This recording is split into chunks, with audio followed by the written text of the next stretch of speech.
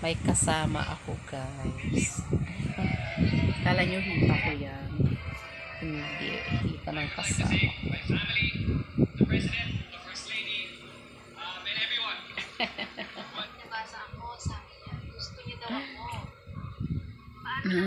Sarap matulog tuwing hapon.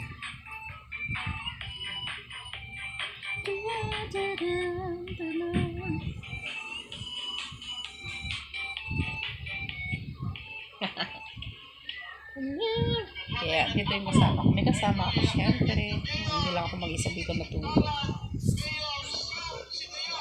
Nagigising lang namin, guys. Ang oras na alas 5 ng hapon.